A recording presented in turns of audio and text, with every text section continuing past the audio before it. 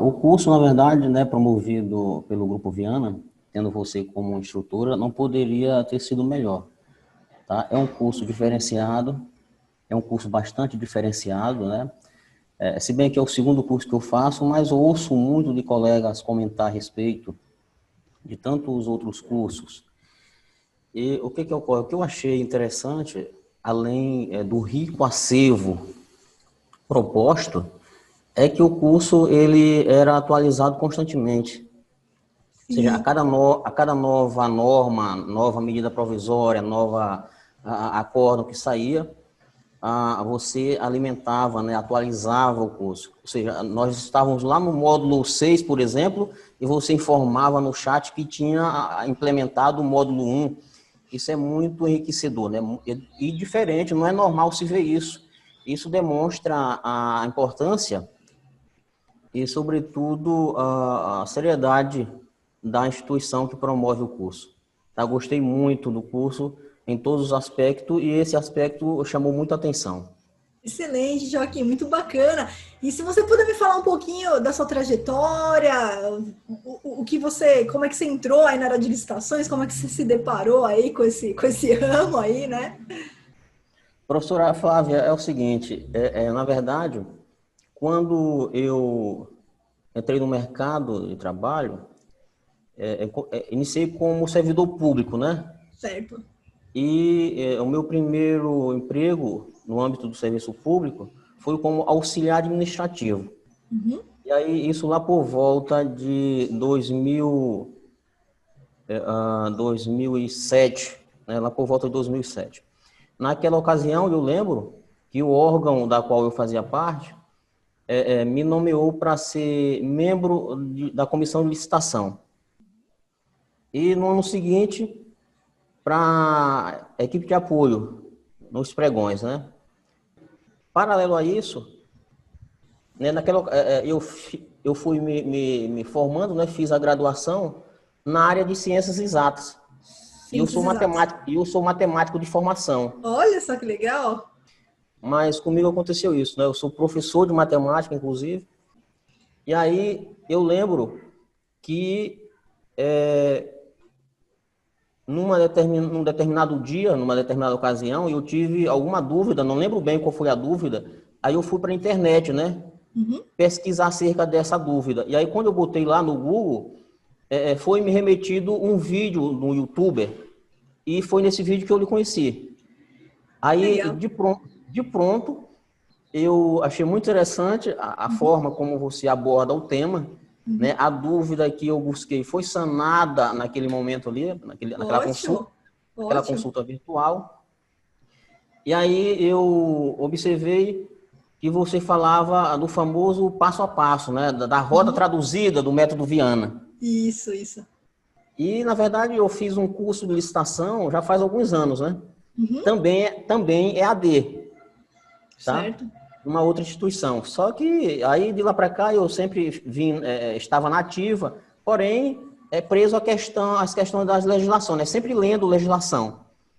E eu me interessei muito por essa metodologia inovada, digamos assim, promovida por você, razão pela qual eu me inscrevi no curso e concluí. E estou concluindo, na verdade, hoje com essa aula VIP, né? Tendo o prazer de ter esse bate-papo direto com você.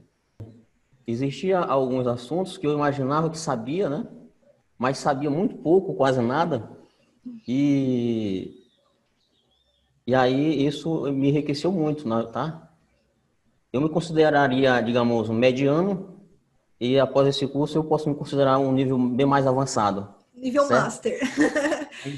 É isso aí, Joaquim. É mais avançado. O que é interessante, viu, professora Flávia, é que você, pelo que eu pude observar, é advogada, né? Isso, E, isso. e nós temos uma missão árdua, eu diria muito difícil, de lidar com o manuseio, né, de tratar as legislações, porque elas se apresentam com um emaranhado de informação, muitas orações intercaladas, e inclusive já ouvi profissionais da área jurídica dizendo que em algumas situações eles mesmos têm dificuldade de interpretar. É Tá? realidade. Sobretudo para nós que não somos da área jurídica e algumas vezes precisamos de um profissional que nos auxilie nessa interpretação técnica da legislação, tá? E o que eu pude observar é que o Grupo Viana traz essa proposta, né? Executa essa proposta, na verdade, de estar esmiuçando, detalhando a legislação, tá? Não se apegando apenas à questão técnica nos termos legais, mas apresentando a tradução daquilo, né? E que é isso que se aplica no dia a dia, é a tradução da norma. Porque no dia a dia você não quer a letra da norma, não quer a essência dela, digamos assim, você quer a tradução dela. Não, você não Tá? precisaria de mim, né, Joaquim? Se fosse só para ler a lei, não precisava da Flávia, né? É isso aí, Exatamente. a Tá? Rota Então, o curso traduzindo. ele foi bastante interessante, muito enriquecedor, na verdade. Lamento que tenha um prazo, né? Se tivesse uma forma da gente ficar com uma matrícula ativa permanentemente para estar trocando informação e ficar, sobretudo, se atualizando o tempo todo, aí era 100% perfeito, né? Mas nem tudo na vida é perfeito, né?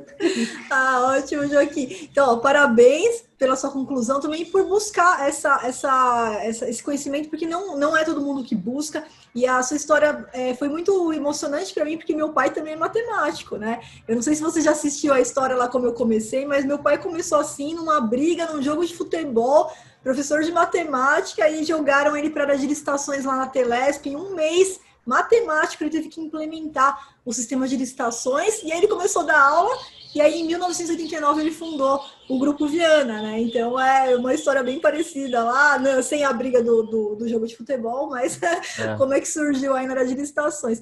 Então, obrigado, Joaquim, Agora, parabéns por buscar esse conhecimento, para você, pela conclusão aí, porque não é todo mundo que busca por isso, tá? as questões aqui que eu elaborei, né, que eu tenho dúvida, na verdade não segue uma sequência lógica. Não tem Às vezes problema. sai do presencial, do pregão presencial pro eletrônico, enfim, uma misturada, tá? Não tem Eu fui problema. elaborando no decorrer do curso. Claro. Mas eu queria inicialmente estar querendo esclarecer uma dúvida sobre a obrigatoriedade do estudo técnico preliminar no âmbito do pregão, tá? Conforme Certo. eu pude observar, essa obrigatoriedade ela se estende aos órgãos SISG, ok? O Isso. que ocorre? Quando os demais entes da federação, estados e municípios, realizarem pregão eletrônico, eles estarão obrigados a também realizar o estudo técnico preliminar e, Isso. Uhum. e, é, ou essa obrigação ocorrerá apenas quando estes realizar pregão eletrônico para a execução de recurso oriundo de transferência voluntária da União. Perfeito. Órgão SISG, sem dúvida nenhuma, tem que fazer. Os órgãos que recebem recursos federais também vão ter que seguir a Instrução Normativa número 40 e são obrigados a fazer. Porém, se você é um estado, você é um município que está com o seu recurso próprio, né? A princípio, essa instrução ela não se aplica a você, tá? Não se aplica a você. Pode ser que com o tempo você tenha orientações aí na sua esfera, aí no seu órgão, de obrigatoriamente ter que fazer o ETP, que é o mais lógico a ser feito. Hoje não, tá? Mas quando você for usar o Comprasnet, desde agosto de 2020, você não consegue publicar o aviso do edital se você não tiver passado pela etapa do ETP. Então, aí que está o problema. Você não vai conseguir publicar o aviso lá no sistema do Compras Governamentais, você não vai conseguir fazer a publicação do aviso, você não consegue ir para as próximas etapas e efetivar o seu pregão eletrônico lá dentro se você não tiver passado pelo ETP, dentro do Comprasnet. Entendi. Eles fizeram essa limitação por quê? Para obrigar o pessoal do SISG, obrigatoriamente, a fazer o ETP, tá? Mas existe essa limitação agora. Então, esse que é o problema. Professor, então... Essa limitação é para todo mundo que for usar o Comprasnet, então. O Comprasnet 4.0. Comprasnet Então, 4.0. Mas existe outra versão do Comprasnet? Não, o Comprasnet 4.0 ele entrou agora, faz algumas semanas. É exatamente o Comprasnet que a gente aprendeu no curso, só que com essas modificações, né? Então mudou, Isso. só mudou Então a só tem carinha essa lá. versão, né? Quem for fazer pregão eletrônico e for adotar essa plataforma, só tem essa versão 4.0. Hoje só tem a versão 4.0. É a Certo. versão Então, que... independentemente se transferência voluntária da União ou recurso próprio, se for fazer eletrônico pelo Comprasnet, o sistema impõe essa obrigação de preencher previamente o ETP para depois cadastrar o pregão, não é isso? Ele impõe, é uma etapa prévia e obrigatória para que você consiga fazer o cadastro do seu edital. E com relação ao gerenciamento de risco, já aproveitando, o gerenciamento de risco ele também está associado ao ETP ou ele é um passo a mais? Como é que figuraria nesse sentido o gerenciamento de risco? O gerenciamento de riscos, ele não mudou, né? Então, a gente tem a Instrução Normativa número 5 de 2017, que ela trouxe todo o passo a passo, tanto do estudos preliminares, quanto do gerenciamento de risco. Ela foi revogada quanto ao ETP, porque agora essa Instrução número 40, que tornou ele digital, da forma aqui que essa instrução trouxe, tá? Só que o gerenciamento de risco não mudou, ele continua lá na Instrução número 5 de 2017, é um passo a mais, porque assim, a gente faz os estudos e aí a gente vai verificar se é o caso de fazer o gerenciamento de risco ou não. Por quê? Vou fazer uma compra de água para entrega integral. Não tem muito risco nessa contratação. Agora não, vou fazer a contratação de serviços de limpeza. Tem o risco do contratado não pagar, os empregados. Então, a gente passaria pelo gerenciamento de risco lá na fórmula da Instrução Normativa número 5 de 2017, que é para serviços. Ainda é para serviços. Então, o gerenciamento de risco a gente usa basicamente no caso de serviços e ele não foi contemplado aqui nessa etapa, ele não está no Comprasnet, ele não está como obrigatório aqui nessa etapa. Pronto, entendi. Beleza. Perfeito. Então vamos para outra questão aqui. Vamos. Com relação à questão do desempate ficto nas modalidades clássicas da 8666, em observância ao limite de 10%, né, para ME e EPP. Isso.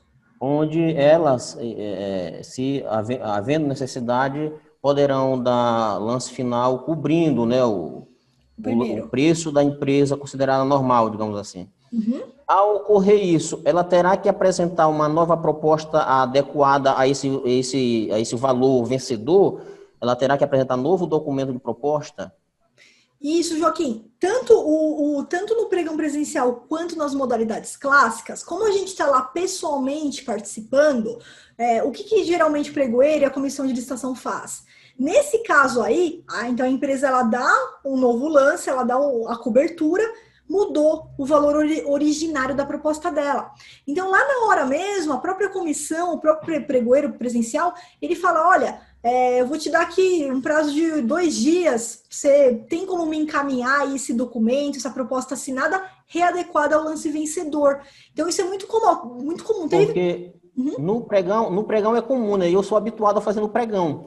Mas assim, eu não me recordo se eu já apliquei nas modalidades clássicas. E eu acho que não, porque na verdade eu atuo no interior, né, em municípios do interior, e aí o que ocorre? A maioria, quase todas as empresas são ME ou EPP. Dificilmente você tem a empresa isso, perfeitamente. Por isso é minha dúvida. Não do pregão, eu estou acostumado a lidar com isso. A minha dúvida é especificamente com relação às modalidades clássicas, se seguir esse mesmo estilo de apresentar novo documento adequado ao lance vencedor. Sim, é importante, porque isso aí precisa estar formalizado. E, às vezes, né, a gente fala, às vezes o lance de cobertura que ele deu, tudo bem, foi 1 centavo, mas às vezes não. Às vezes foi um lance de cobertura que, de repente, a empresa quer dar um lance maior, é mérito dela isso daí, né? Mas é importante, sim, exigir o novo documento, mas assim, tudo com flexibilidade, Joaquim, porque como você está numa licitação presencial, às vezes o sujeito ele veio de um outro estado para participar, então, nesse momento eu não vejo irregularidade nenhuma em você negociar o prazo com ele. Então, eu já participei de pregões, que aí o próprio pregoeiro falou, olha, quanto tempo que você precisa para me trazer aqui a nova versão? E a mesma coisa para a concorrência, mas fiz convite. Olha, eu precisaria pelo menos de 5 dias, porque eu teria que mandar pelo correio, eu tenho que pedir lá. Então, não tem problema nessa flexibilização, mas é importante ter o documento, sim, adequado, realinhado ao valor que foi fechado final, para que a gente possa depois, no futuro, qualquer pedido de reequilíbrio, qualquer coisa que aconteça, eu não pularia essa etapa, mas Flexibilizo você negociar com ele o prazo de entrega, que ele vai ter que mandar pelo correio às vezes é de outro estado, é do Acre lá. Então, flexibilizar o prazo de entrega, combinar com ele o prazo de entrega. Entendi perfeitamente. Outra dúvida, ainda voltando ao ETP, a orientação de se efetivar valor estimado, né? Já no ETP, já no estudo preliminar, você fazia uma estimativa de valor nesse estudo preliminar. Aí já vem o esclarecimento associado a isso, de que essa estimativa, esse valor estimado no âmbito do estudo preliminar não retrata aquela pesquisa de preço mais adiante a ser feita no âmbito do termo de referência. A pergunta é, como é feita esse valor estimado, como é obtido e de que forma se faz no âmbito do ETP? Perfeito, Joaquim. Olha, a gente não precisa seguir a rigidez da instrução normativa de pesquisa de preço, que seria aí lá pegar pelo menos 3 preços, passar pelo painel obrigatoriamente, passar por contratos de outros órgãos obrigatoriamente. Então, nada, como a gente não tem a estrutura assim, ó, precisa fazer dessa forma. Eu oriento, se você puder seguir, porque isso vai mudar. Quando a gente está fazendo o ETP, a gente está trazendo todas as soluções que o mercado tem, e aí a gente vai verificar o que se aplica, mas eu preciso levantar o valor dessas soluções. Então, ainda que seja a pesquisa com o fornecedor, de repente, que você está fazendo esse levantamento dessas soluções, ainda que seja por site, é só uma ideia inicial, porque isso vai ter que ser refeito na etapa de pesquisa quando você falar, não, agora é isso aqui que eu não quero mais água mineral, eu quero o purificador. Agora sim, a gente vai meter a mão na massa, a gente vai fazer a pesquisa toda certinha, da forma que a instrução diz, vamos para o painel, vamos para os contratos similares.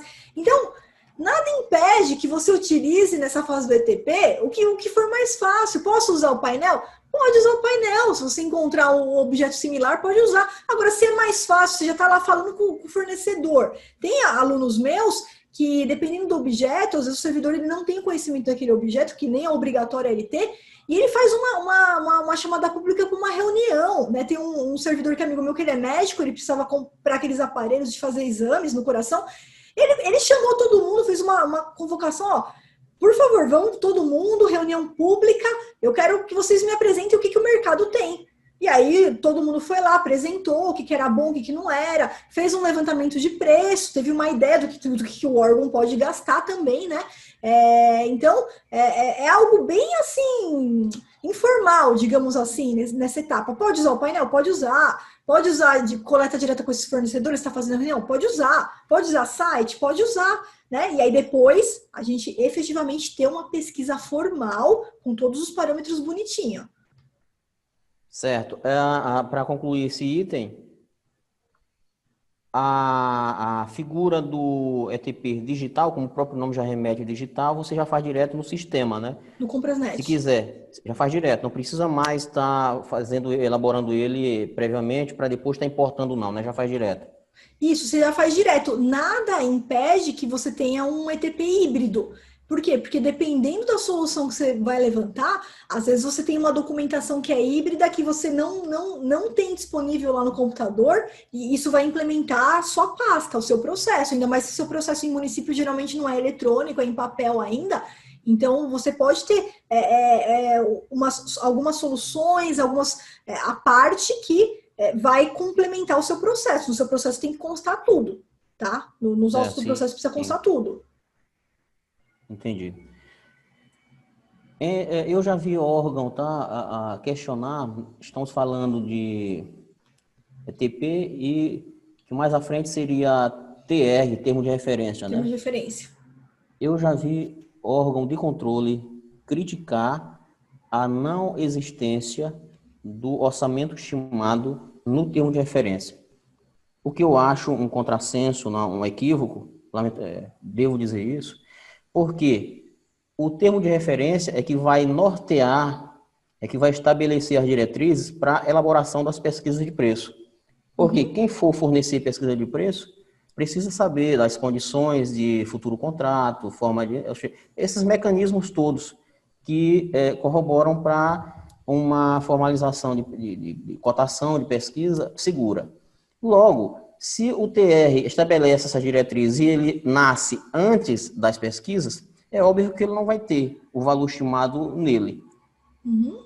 Então, primeiro o TR, pesquisa de preço, depois o mapa, e isso vai tudo para dentro do instrumento convocatório. Mas, lamentavelmente, eu já vi órgão de controle criticar que no termo de referência não continha o orçamento estimado. Você concorda que isso seria um contrassenso? Pela Joaquim, sequência lógica aham, dos documentos, pela sim. sequência lógica dos documentos? Então, Joaquim, olha, eu tenho o seguinte entendimento.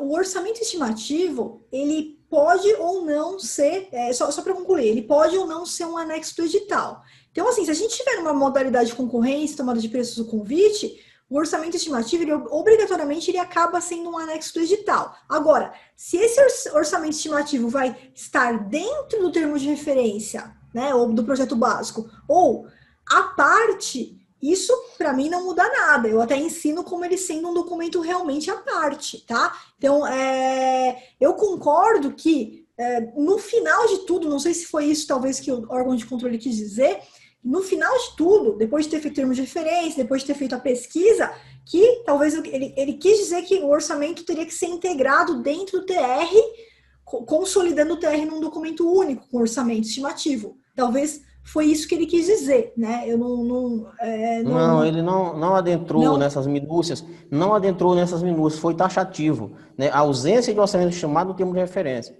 Mas Qual se formos modalidade que analisar... era? Hã? Qual modalidade que era? Você se lembra? Pregão, Ah, não, não. Aí pregão.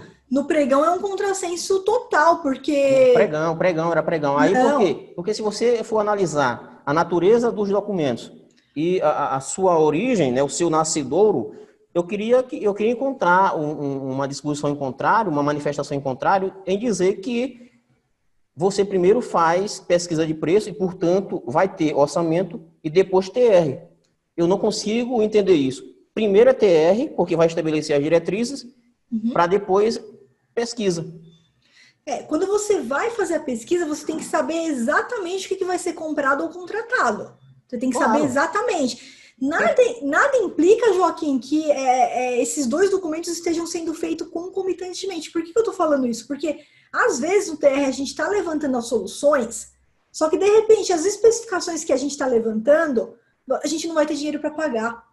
E o orçamento do órgão ele tem que ser considerado também. Então, quer dizer, eu preciso da melhor solução? Às vezes eu não preciso da melhor, não preciso do top de linha. Às vezes a solução mediana vai atender a minha demanda, por quê? Porque também está dentro do valor que eu posso pagar. Então, o meu entendimento é que nada impede que a gente vá fazendo e direcionando até concomitantemente esses atos. Por quê? Porque na etapa interna você pode tudo. Na etapa interna eu posso ter terminado o termo de referência. Aí eu vou para a pesquisa, eu não posso pagar. Eu não tenho como pagar aquela solução. Opa, então deixa eu voltar aqui, vamos diminuir um pouco o patamar. Vamos ver o que a gente consegue tirar daqui que vai continuar atendendo a minha necessidade, mas por um preço que eu posso pagar, por um preço um pouco menor que o mercado me fornece. Então, eu não tenho entendimento que seja errado você fazer até concomitantemente esses dois documentos e alinhando essa documentação, porque no momento que o edital for publicado, aí a gente não pode mais mexer em nada disso. Publicou o Isso. edital, aí não se mexe em mais uma vírgula de nada, né? Agora, o entendimento que o orçamento estimativo ele deve estar dentro do termo de referência, tem órgão que coloca dentro do termo de referência, tem órgão que coloca como um documento à parte. Isso não modifica. Ainda mais por ser pregão, no pregão a gente pode esconder isso aí. Então, ele não precisa integrar o termo de referência de forma alguma, diferentemente de uma concorrência, de uma tomada de preço, de um convite, onde o orçamento estimado ele é um anexo obrigatório, então ele pode estar dentro do projeto básico, ou ele pode ser um documento à parte do projeto básico.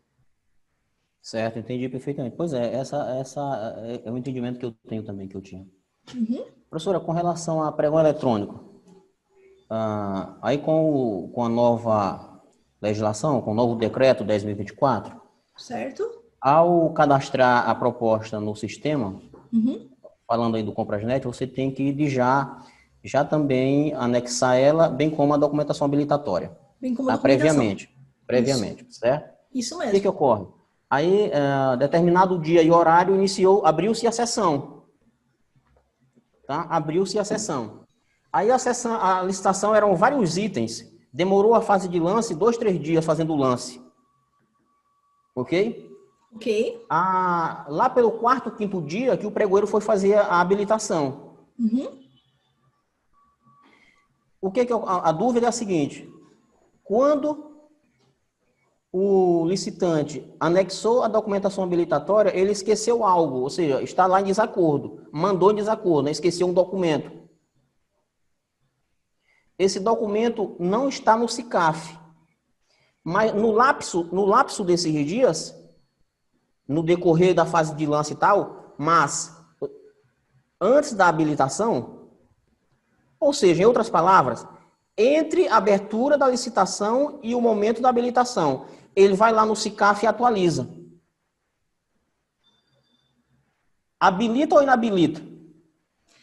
Joaquim, eu Você habilitaria. entendeu a pergunta? Eu Parece entendi. que... Eu entendi. Porque, infelizmente, o SICAF, em lugar nenhum do decreto, a gente tem a previsão de que, olha, isso é lógico, né? Os documentos de habilitação, eles teriam que estar ok na data da abertura, porque se por algum motivo o pregoeiro demorou 10 dias, 4, 5 dias, não interessa, né? O listante que fez a sua parte, que anexou lá a documentação que estava certa no dia da abertura, aquela data que vale. Porém, em lugar nenhum do decreto a gente vai encontrar expresso assim, olha, é proibido que o SICAF seja atualizado. E o SICAF, não adianta, o SICAF, na hora que a gente vai atualizar o SICAF, ele não marca lá, o documento foi feito o upload no dia 25/9 às 15 horas. Não tem essa descrição de quando que eu fui lá e fiz o... Então não tem nem como o pregoeiro saber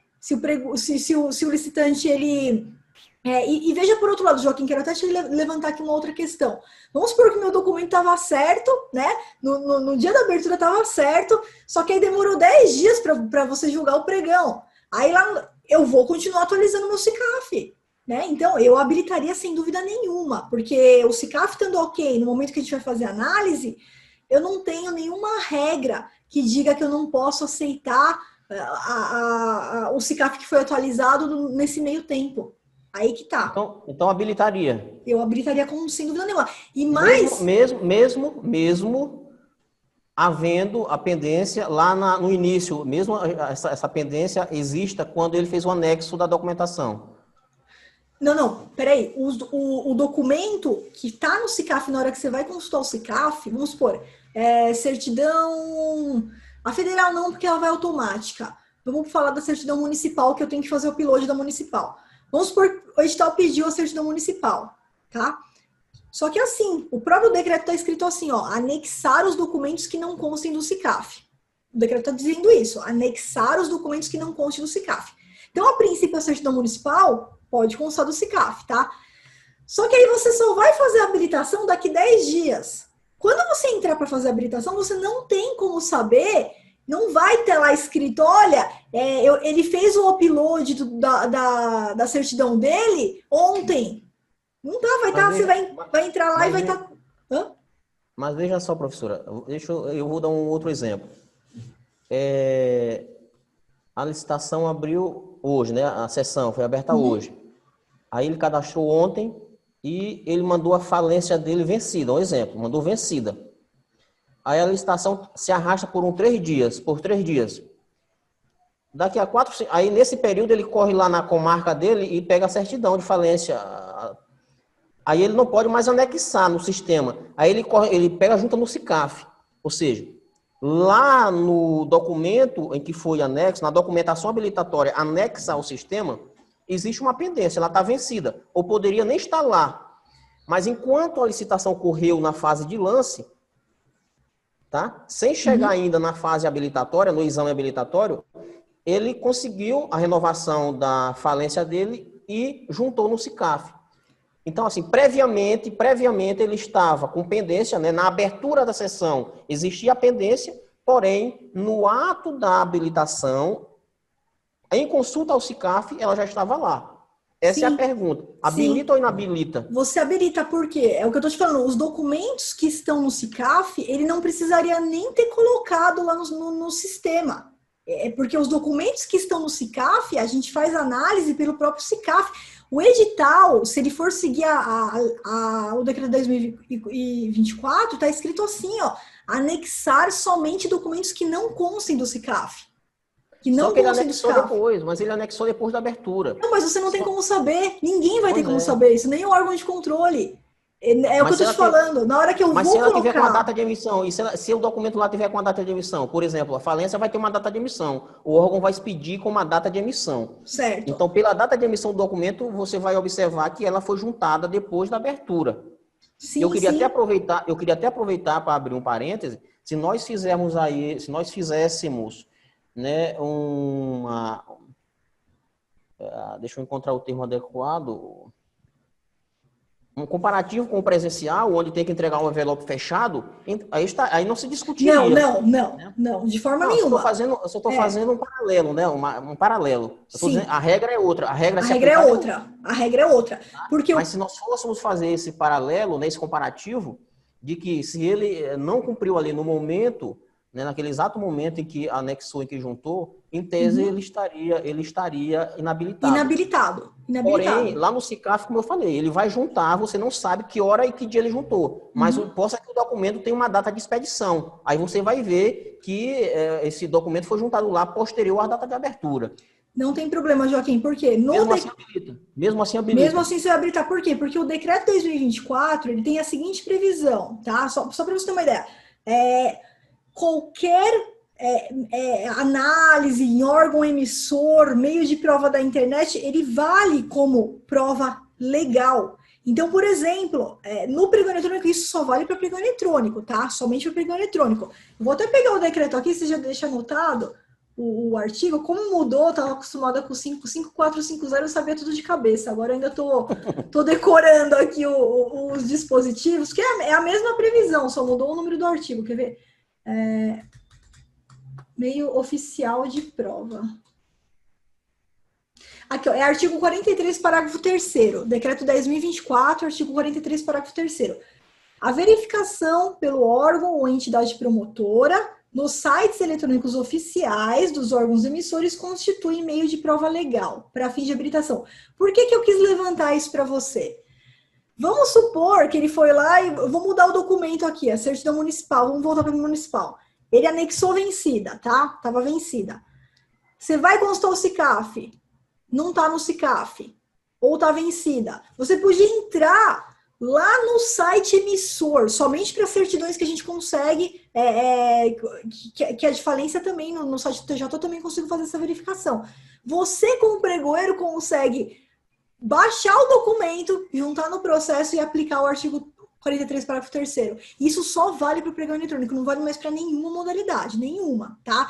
Tem uma jurisprudência do TCU, uma única, que aceitou uma pregoeira fazer isso num pregão presencial. O cara chegou lá com o documento vencido no envelope, a pregoeira entrou no site lá não lembro se era FGTS, e baixou e imprimiu na hora.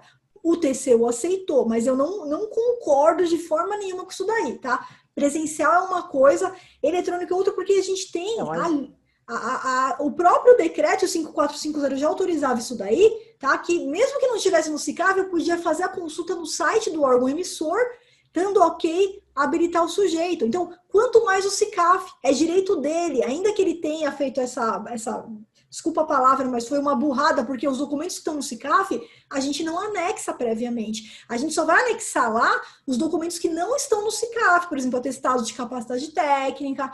No meu caso, se pedir balanço para mim, eu tenho que anexar, porque eu não tenho o nível de balanço patrimonial, eu não tenho lá na minha empresa, eu só vou até o nível das certidões lá, de regularidade fiscal e trabalhista. Então, todo documento que não está no SICAF, eu obrigatoriamente tenho que cadastrar, senão eu vou ser inabilitada. Mas a documentação que está no SICAF, que a gente consegue constar no SICAF, essa eu não vou anexar. Porque aí você vai fazer a verificação no momento da habilitação. Então, se hoje vai abrir o pregão, tá? Abriu o pregão, aí daqui a 10 dias, ó, daqui 5 dias, dia 30/9, você vai fazer a minha habilitação, Às 9 horas da manhã, você falou, ó, dia 30/9, eu vou retomar a sessão às 9 horas da manhã.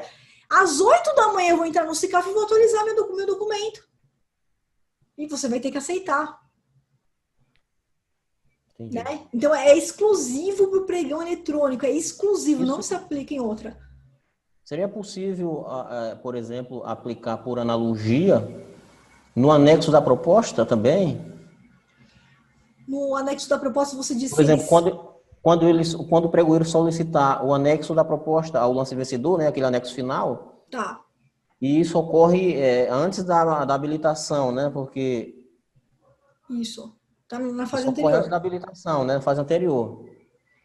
Primeiro, aí ele convoca o anexo para poder fazer a aceitação final para depois ir para a habilitação, certo? Certo. Caso ele tenha esquecido ou botado com pendência lá previamente, quando ele enviar o anexo, ele pode juntar? Então, De poder, ele. talvez até pode, mas o pregoeiro vai aceitar? Então, aí, Joaquim, é o seguinte, ele não tem como esquecer de cadastrar o anexo da proposta, porque o sistema não deixa eu ir para frente como fornecedor se eu não fizer o cadastramento e o anexo da Não, proposta. professora, não essa é a minha pergunta, desculpa. Eu falo após a rodada de lance, tá? Após a fase de lance, que você tem que mandar a proposta adequada ao lance final. Aí você vai ter 2 horas para mandar. Isso, 2 horas, no mínimo, 2 horas. Pode ser No 3 ou mais, mínimo. né? Pode ser até dia, se o Isso, pregoeiro der. certo. Aí, quando você mandar esse anexo final, quando eu falo anexo, estou me referindo a esse anexo, tá? Sim, sim. Se tiver alguma pendência na documentação lá, ele pode mandar junto com esse arquivo aqui? De poder, pode. Ele pode ir lá, botar tudo no zip e encaminhar. O pregoeiro deve aceitar? Mas o Seria uma pregoeiro. analogia parecida. Não, porque assim, na verdade, não é esse momento de. A gente não pede documento, a gente só. Por que eu estou lhe perguntando isso? Porque antes dessa nova sistemática, a documentação habilitatória era enviada nesse momento, né? Junto com o anexo Isso, final. Era era. enviada junto com esse momento. Era enviado nesse momento. Sim. Por isso que eu tô com essa Agora dúvida. não, agora não. Agora a gente só pode pedir agora documento complementar. Documento oficial, ou SCAF, ou ele tem que ter cadastrado lá anteriormente, senão a gente não pode aceitar. Porque aí está havendo uma juntada posterior, Isso. da mesma forma da juntada no SICAF. Tá? Então, Eu vejo uma lacuna na legislação, tá? Eu é, particularmente, mas não é, quero discutir aqui com você, porque a interpretação coerente cabe a você fazer, que é do é meio que, jurídico, é que na mas eu vejo questão. como uma lacuna na legislação, tá? Porque juntou lá o documento e você viu pela data de expedição que esse documento foi juntado ao SICAF posterior à data de abertura. Mas é que é o seguinte. Aí, Aham. pode falar. É que aí o que acontece, Joaquim? A questão do SICAF, eu tenho até um artigo escrito sobre isso, tá? Se depois você quiser eu te encaminho. É que por falta de tempo a gente acaba não atualizando, mas as regras são as mesmas. Qualquer documento que esteja irregular no SICAF sempre foi direito, tá? Sempre foi direito do licitante. Ele, por exemplo, vai participar de um pregão presencial e eu tô com uma pendência no SICAF, minha certidão tá vencida. Eu levo meu documento pronto ali dentro do envelope e aceito. Então, no pregão eletrônico, no decreto anterior, isso sempre foi permitido. Quer dizer, tô com uma pendência no SICAF, não tem problema, o pregoeiro foi lá, constou, opa, tá com a pendência aqui nessa certidão. Ele convocava e a pessoa encaminhava. Ou se a pessoa não encaminhasse, ele mesmo ia no site emissor e fazia emissão, porque o decreto 5450 trazia essa previsão aqui que eu te trouxe aqui do 10.024. Por isso Entendi. que a sistemática do SICAF, ela sempre foi permitida que, no dia da habilitação, eu possa apresentar algo que esteja irregular no SICAF. Então, isso não mudou. O que mudou é o meio. Eu não posso mais convocar agora, que eu não posso mais convocar e permitir que você me mande esse documento vital. Mas vai lá no SICAF e atualize, então, né? Isso, por isso que eu digo que não mudou, porque assim, tanto a doutrina quanto a jurisprudência, elas sempre foram majoritárias com esse entendimento que documento desatualizado no SICAF eu posso atualizar no dia da sessão. É que agora mudou por causa do decreto 10.024, mudou a logística. Eu não mando mais para o pregoeiro, eu atualizo no SICAF. Mas a essência permaneceu, né? A essência de consulta, Isso, de verificação e tudo. isso, a essência permanece, exatamente. Certo, sim, muito bem. Ah, pregão eletrônico via sistema de registro de preço. Uhum. Você, para cadastrar o pregão, primeiro tem que cadastrar a IRP para gerar o número, né? E Para quando gerar o for número. cadastrar o pregão, precisa desse número, Isso, certo? isso. Você fazendo a IRP e você divulgando-a, né? Tem que assegurar os 8 dias da IRP para ver eventual ingressos, né? Uhum. E Participantes. depois dos 8 dias é que se trata do pregão, é isso? Isso porque aí depois que os participantes responderam, Joaquim, o que, que você vai ter que fazer? O gerenciador ele vai ter que consolidar tudo aquilo ali. Então, se Mas tem que ele aguardar os 8 dias úteis no mínimo, os 8 dias úteis no mínimo, tem que aguardar. Da só divulgação da IRP. somente se você for realmente utilizar a IRP, porque você não é obrigado a aceitar.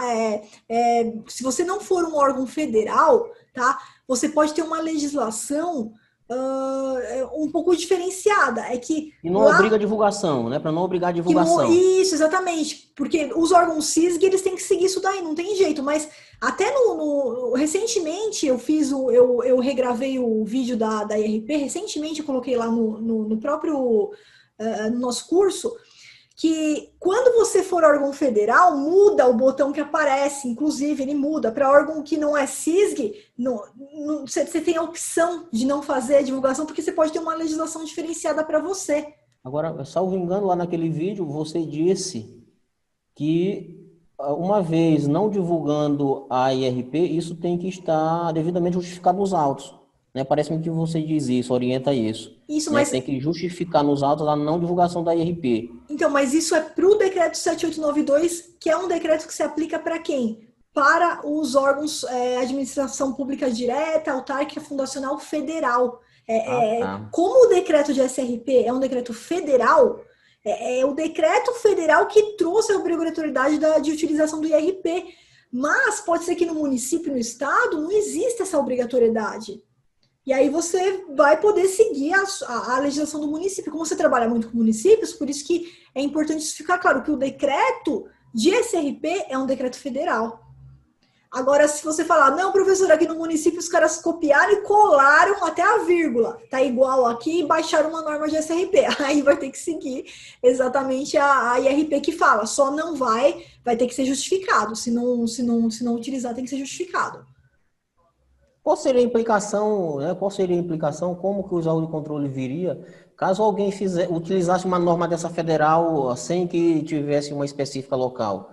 Por exemplo, o município tal não observou, não se atentou, não ligou em baixar sua própria norma, né, seu próprio decreto, e aí fez lá um sistema de registro de preço utilizando unicamente o decreto federal. Como que é visto isso? Como que o TCE ou o TCU vai ver nesse sentido? Perfeito. Geralmente, tanto da doutrina quanto da jurisprudência, a orientação é o seguinte, né? Às vezes não há tempo hábil realmente, você precisa fazer, você está precisando do SRP. Então, se não tiver essa legislação aí, que você traga para o edital. Então, no edital, você fazer a previsão que você vai seguir aquele regulamento, que você vai seguir aquele decreto, e todas as previsões do edital ser feitas de acordo com aquele decreto. Aí você. Não é o ideal, Joaquim, não é o ideal. Por quê? Pela logística da questão da hierarquia das legislações. O decreto federal não se aplica no município, se aplica Sim, a sim, sim, lei, entendi né? perfeitamente. Mas o que a lei Mas fala do SRP? como você Nada. colocou, às vezes não teve tempo, por exemplo, no início de uma gestão, a pessoa que vai lá fazer não teve tempo de planejar cuidadosamente, e aí, portanto, não tem real noção da demanda, e aí resolve por um sistema, Aí eles, resolve fazer, ace... eles resolve fazer via sistema de preço, mas ainda não teve tempo de baixar o decreto, e aí segue a norma federal, nesse termo que você coloca. Aí eles aceitam que você traga, então, o edital disciplinando de acordo com as regras federais. No preâmbulo, você vai colocar essa licitação rege-se pela Lei 8666, pelo Decreto 7892 de 2013, e aí todas as orientações do edital de acordo com o decreto federal. Então, isso daí é aceito. Inclusive, se precisar de fundamento, o professor Jorge Ulisses Jacobi, ele é defensor disso daí. Ele é defensor mesmo, de falar, olha, o município não tem tempo, então traz para o edital. No edital, como o edital faz lei entre as partes, você vincula que você vai seguir, e aí é tempo de baixar a própria norma aí no ente. Certo, sim, entendi perfeitamente. Professora, eu tenho visto muitas reclamações de alguns colegas, né, que estão operando quase que diariamente pregão eletrônico, que o pregão eletrônico ele se arrasta muito, né? Por exemplo, você faz o pregão eletrônico nessa nova sistemática aí, modo de disputa aberto e aberto fechado, e aí vai ter que consultar, ou seja, indo detalhe a detalhe, negociar com participante a participante, aguardando a manifestação de cada um. Tem pregão que se arrasta semanas, meses, né? Existem algumas demandas, tipo o medicamento, por exemplo, medicamento, 600 itens. Você vai julgar isso, ainda que seja por lote, mas a disputa lá vai ser item a item. Eu vejo com muita delicadeza a realização na forma eletrônica, porque isso vai se arrastar por meses, tá? É muito complicado, na minha opinião, tá? Porque o presencial, ele se torna mais célere, a pessoa está ali, ele já faz... Quando você o provoca, ele está presencial, ele já se manifesta naquele momento ou no dia seguinte, enfim. Tá? Existem essas controvérsias, né, essas reclamações que eu tenho observado muito. Joaquim, só, desculpa interromper, mas só algo que eu não entendi ao certo, não sei como esses pregoeiros estão lidando com o pregão, porque assim, a gente geralmente põe prazo para tudo. Por exemplo, vai abrir o desempate ficto, são 5 minutos. Negociação é aquilo. A negociação, eu vou abrir para negociar. O cara tem que estar online. Se ele não tiver online e o preço dele tiver de acordo com o meu valor estimado, de acordo com o meu máximo, eu declaro ele vencedor e passo já abro a fase de recurso. Mas aí é o seguinte, de repente ele não esteja online, o preço dele está fora do estimado, você precisa negociar com ele. Não, porque é o ônus dele estar presente na sessão. Se eu abrir a negociação, tá lá acompanhando, em momento nenhum eu falei, vamos parar o pregão aqui, daqui a pouco eu volto. Não, tamo lá, pessoal, continua conectado, Chegou na fase de negociação, abri, selecionei ele lá, mandei a mensagem, o valor tá acima, por favor, negociação. Esperei lá 5, 10, 15 minutos. 5 minutos, não, desclassifica, vou pro segundo. Não é obrigação do pregoeiro ficar 5 dias esperando o instante porque eu tenho observado o seguinte, eu concordo com essa sua sistemática, porque alguns pregoeiros estão fazendo o seguinte, chama no chat, né?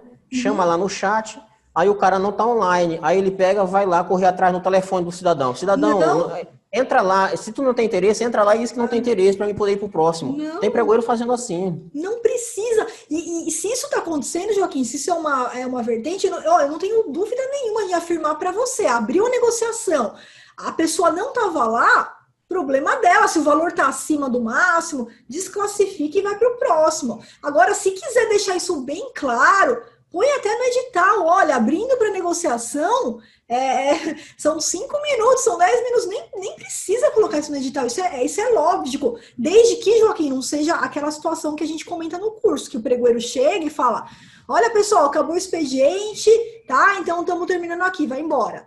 Aí no dia seguinte, sem avisar ninguém, ele abre às 8 da manhã, aí não pode. Aí é óbvio que... Entendo. Agora, é ônus do licitante ele ficar lá na frente do computador dele, tá? Acompanhando as fases enquanto o pregão não for suspenso.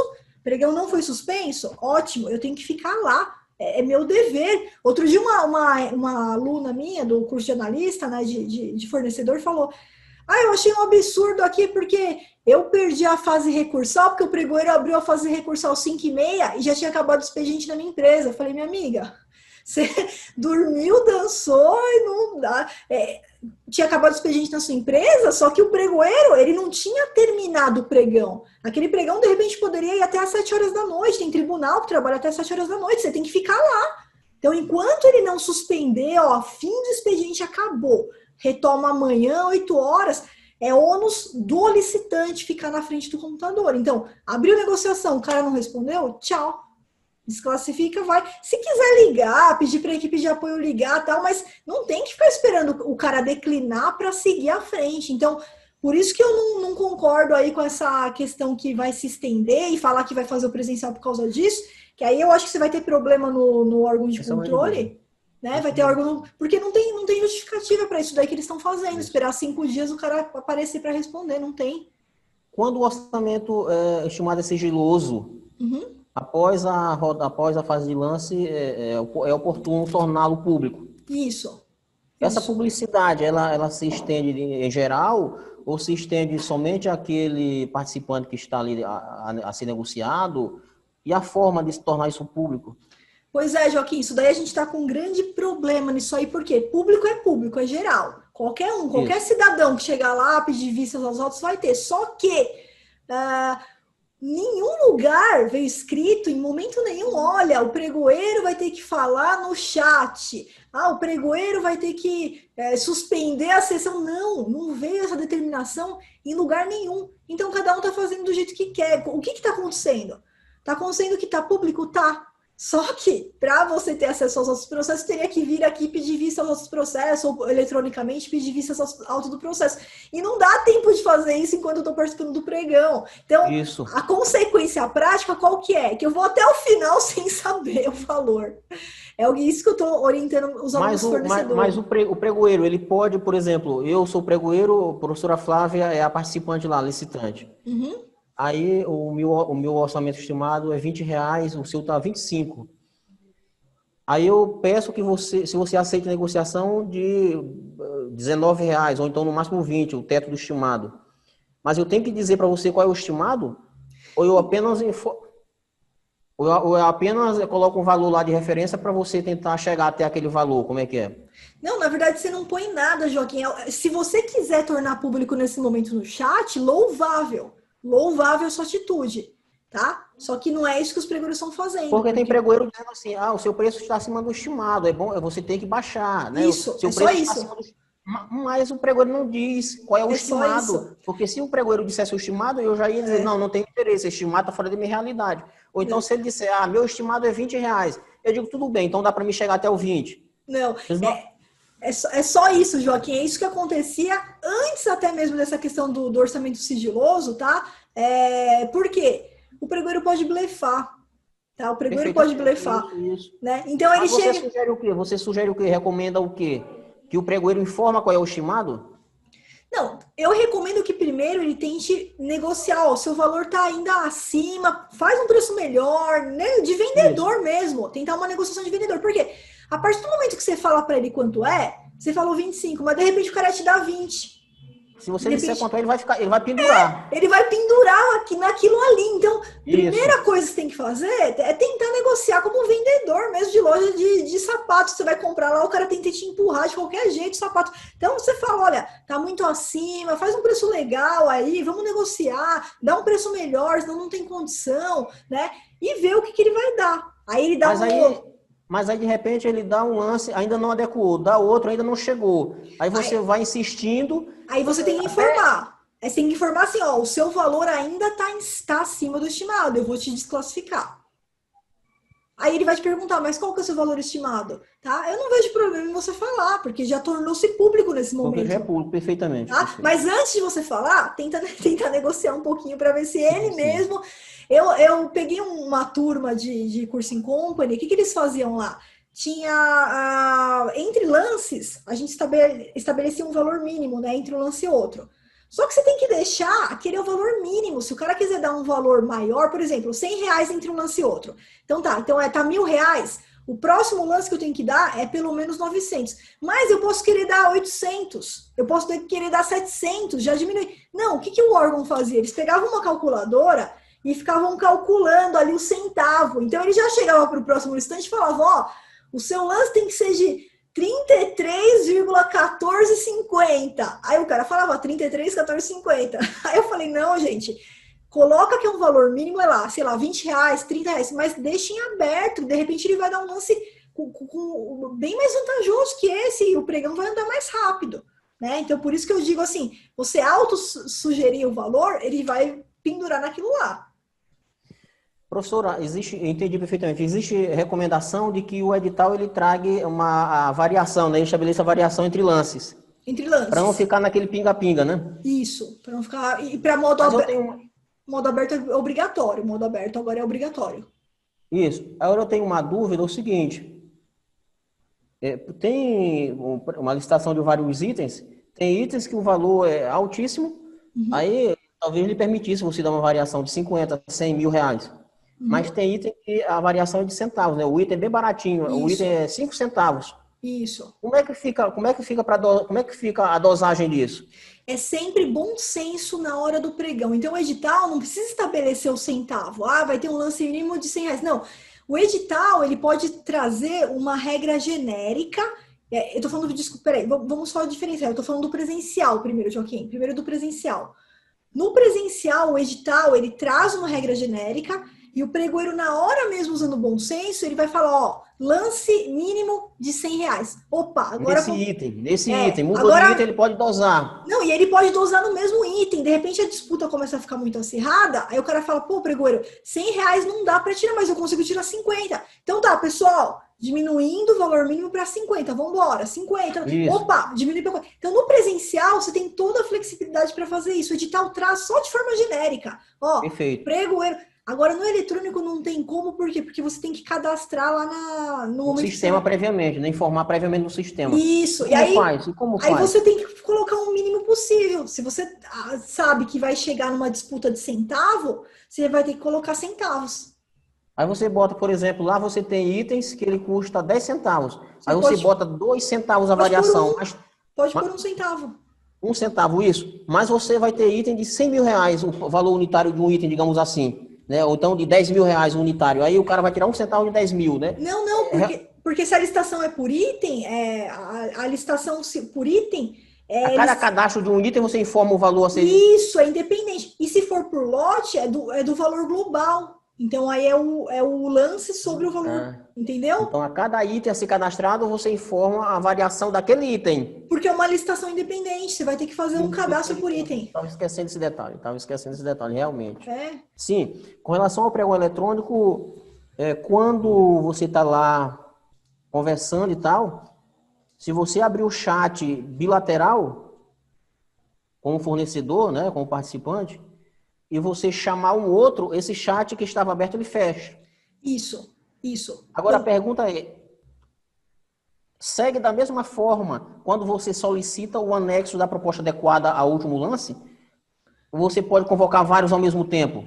Joaquim, poder você pode convocar, mas já teve orientação para não fazer isso. Por quê? Porque o sistema, ele começa a gerar intermitência. Então, teve uma época que tinha os pregoeiros que estavam convocando os 3 primeiros, porque ele falava assim, se der problema no primeiro, o segundo já está aqui. O que aconteceu? Os licitantes tiraram print das telas, o sistema parou de funcionar. Tá? Então, Professora, mas veja só, deixa eu tentar complementar a minha pergunta. Uma licitação por itens, tá? Por item. Aí você finalizou ela. A empresa A ganhou o item 1, a empresa B item 2, a empresa C item 3. Você pode convocar as 3 empresas ao mesmo tempo, né? Sim. Dizer, empresa A manda o anexo para o item 1, empresa Sim. B manda teu anexo para o 2, empresa C manda o anexo para o 3. E convocando todas respectivamente por seus itens vencedores? Sim, porque você tem que entender que cada item é uma licitação separada. Então, você vai convocar sempre o primeiro de cada licitação. Isso, nesse caso não fecha não, né? Nesse caso não fecha. Não. O que estava fechando, eles estavam convocando, por exemplo, um item só, eles estavam convocando os 3 primeiros para adiantar. Agora, isso causaria um volume muito grande de material, né? E sobrecarrega, sei lá, acho que dá uma confusão danada. Sobrecarregou o sistema, a Comprasnet parou. Você está convocando sem necessidade, né? Sem necessidade. Inclusive, até gerando ônus para o outro lado. Então, o primeiro colocado não conseguiu, porque gerou essa intermitência, o Comprasnet parou de funcionar, e aí ele tirou todos os prints da tela para a gente entrar com recurso que o sistema simplesmente começou a dar problema por conta disso. Aí entrou até no Tribunal de Contas, fez as denúncias, e o Tribunal de Contas falou, não pode, o primeiro colocado um por vez. Então, tudo bem, de cada licitação, mas é o primeiro. Durante o curso você explicou que com relação à questão dos pedidos de esclarecimentos, dos recursos e tal. O recurso, por exemplo, o licitante tem que encaminhar por e-mail, informado no edital, o pregoeiro pega essas razões e coloca no sistema e posteriormente se manifesta, é isso? Você entendeu minha pergunta? Assim, peraí, que a impugnação ela é diferente do recurso, tá? No Comprasnet, a gente não tem como mandar impugnação, o fornecedor não tem como mandar impugnação Via lá no sistema. Comprasnet. Oi? O fornecedor não tem como enviar a impugnação via sistema. No Comprasnet, a impugnação não tem como o fornecedor enviar via sistema. Então, o edital vai trazer um e-mail e aí a impugnação que a gente vai fazer isso. A gente entra como pregoeiro, põe lá o teor, né, resumido, e põe a nossa resposta. Agora, o recurso, o fornecedor manda por lá. Agora, deixa eu lhe perguntar, pelo sistema, né? Porque vai abrir, né? Porque o sistema vai estar aberto para ele, e aí ele vai abrir lá o campo para ele registrar o recurso, certo? Isso.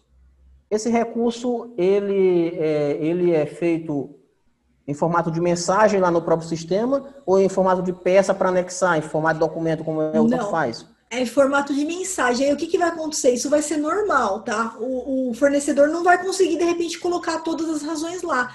Então, ele põe as razões e aí na última linha ele coloca assim, ó. Em vista da limitação do Comprasnet, eu não consegui apresentar aqui as minhas provas, tal, tal, tal. Estou encaminhando o restante para o e-mail do pregoeiro. Isso é normal a gente fazer. Aí E aí pode enviar a manda a peça completa peça. se quiser. Aí Aí pode enviar a peça completa se quiser. envia a peça completinha com as provas que ele tem. Às vezes ele quer anexar, falando que o preço do outro é inexequível, ele quer anexar planilha. Porque ali para ele, para o fornecedor, o sistema não permite anexo, né? Só Não, escrever, só texto, não é só mensagem, né? só mensagem. Aí que tá, esse que é o problema. Esclarecimento, o sistema, ele manda pelo sistema ou por Não. e-mail? Impugnação e esclarecimento não tem lugar no sistema. A gente tem que colocar um Porque e-mail. certo, porque o sistema vai estar fechado, né, para isso. É porque, não, porque que nem o BEC de São Paulo possibilita. É que o É? Comprasnet foi feito desse jeito. O BEC ele possibilita qualquer cidadão entrar lá, fazer um esclarecimento, um pedido. O Comprasnet não.